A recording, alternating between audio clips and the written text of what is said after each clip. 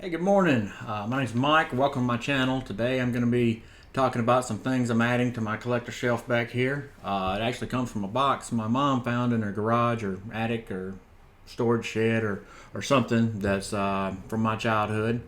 Uh, Mostly Stephen King books that I had probably around, I guess these were probably from around like 1990 from when I had them. So she found them and that was pretty awesome. So I'm going to be talking about them today. Uh, First thing, Carrie. I believe this was his first book, if I'm not mistaken. The Richard Bachman books, I'm not sure if that was before or after this, but Carrie was definitely his first hit of Stephen King, I believe. It says over 4 million copies sold there. I believe this is the 1988 print. So that makes it what? 32 years old? Yeah, so it's been a minute. Alright, another good one. Firestarter, one of his early works. It's also a popular movie. I believe it had Drew Barrymore in it, if I'm not confusing that with something else. Yeah, Firestarter. This is probably from what year?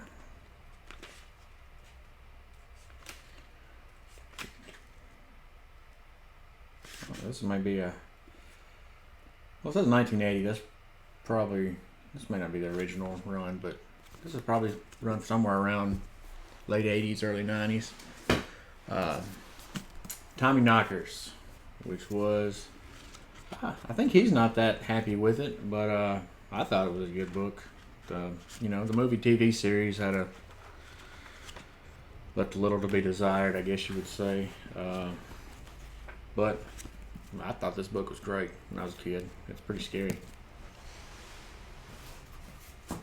I think one of his best books here, Misery, also one of his best movies probably. Really gave Kathy Bates her start, I believe. Let's see. Yeah, this is a 1988 publishing of Misery.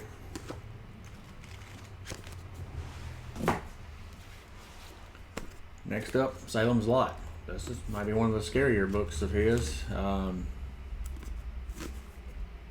like how there's not a lot on the back. It's kind of cool. Let's see, what year was this from? Doo-doo.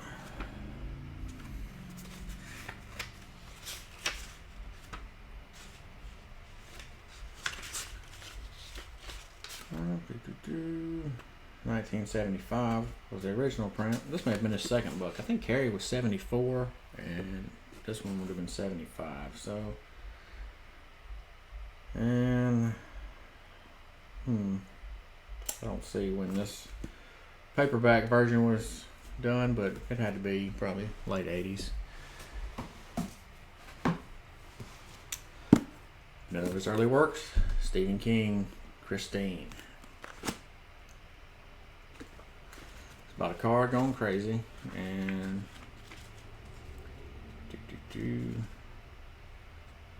dedicated to George Romero. That's an interesting fact.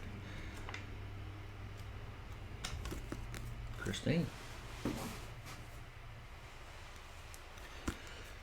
this one looks pretty old. Night Shift, standing the story. Children of Corn. I'm assuming this probably was published around the time Children of Corn the movie came out. Oh my. And as it turns out, I don't even see that name there, Patsy Easley. That was my 6th grade teacher.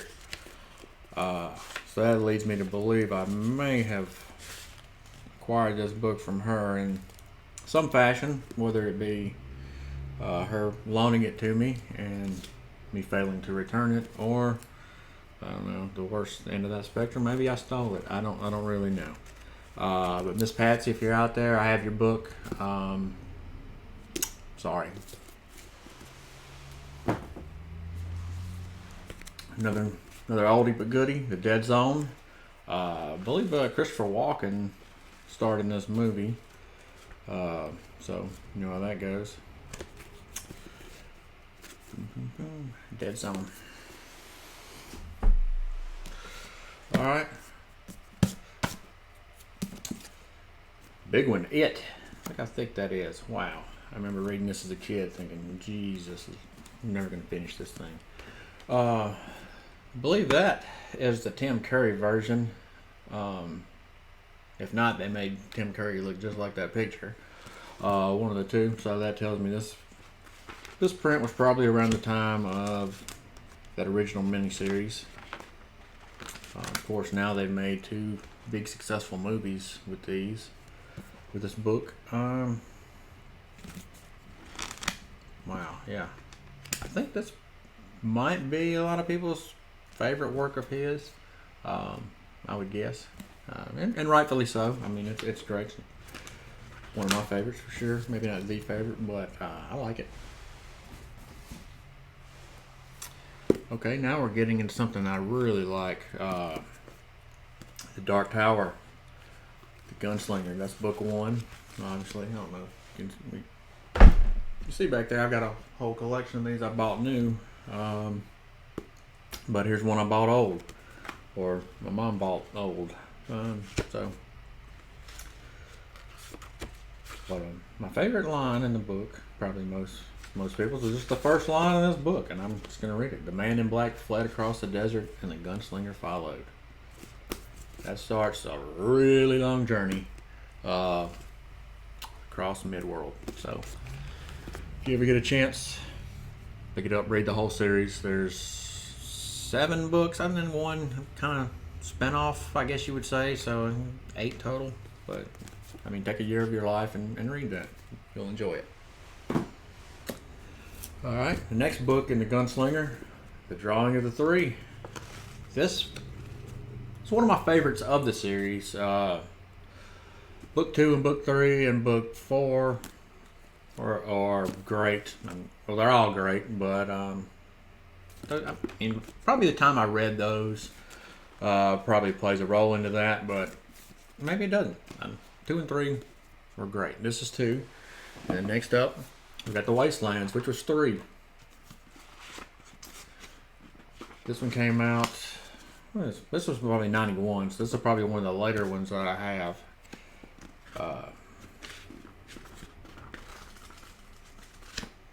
Man, that was such a good book. Such a good book. I think I got a few copies of this. I can't really see back there. Alright, anyway. The Shining. Great movie with Jack Nicholson. Everybody knows that. But the book was somewhat different. I think it had much more of a supernatural tone. I think actually Stephen King wasn't that thrilled with the Stanley Kubrick movie. But I think they both did alright.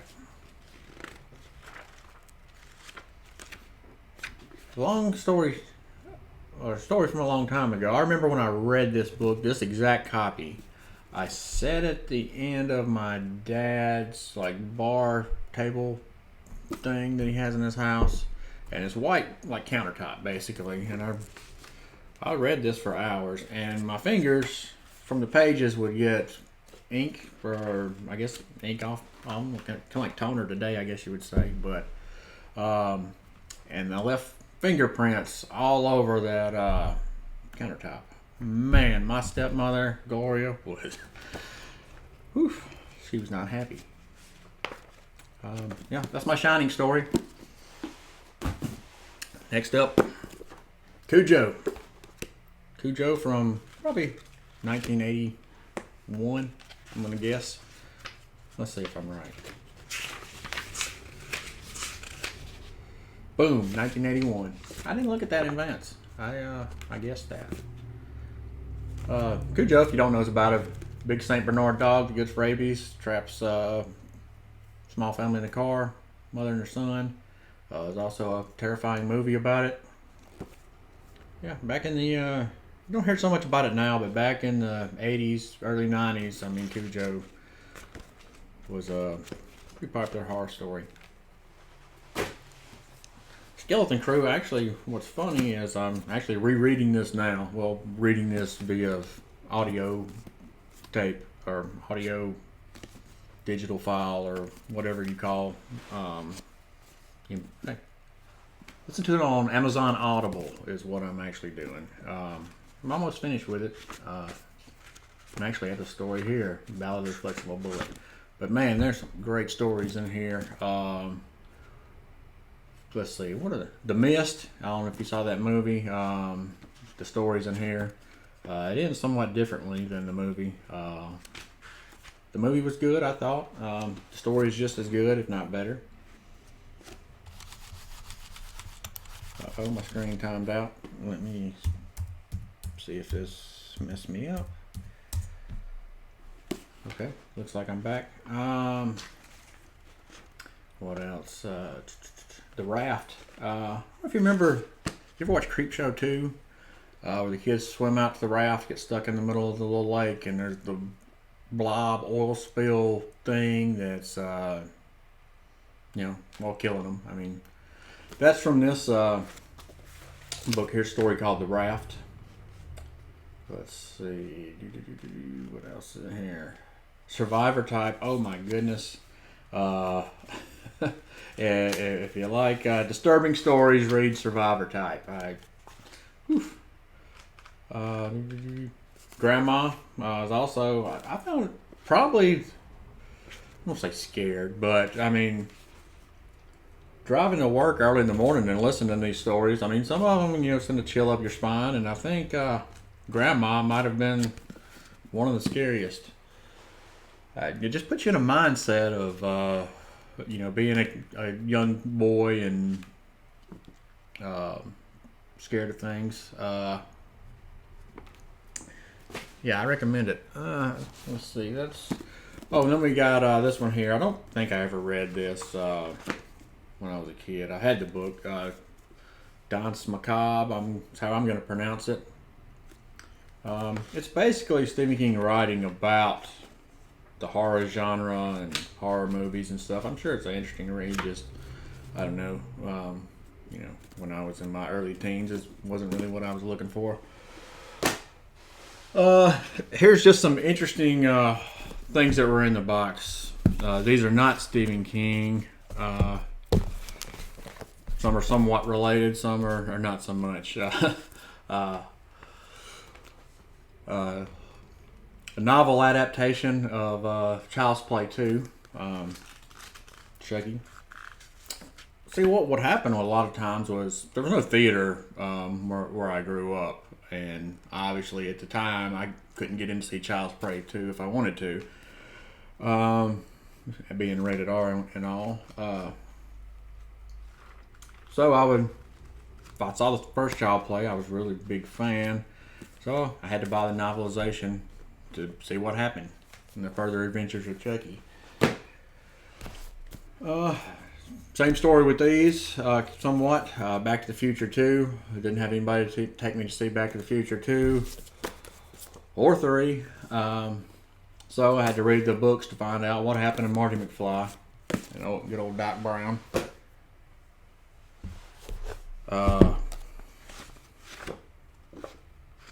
Somehow we have a R.L. Stine Fear Street, Cheerleaders, The Third Evil.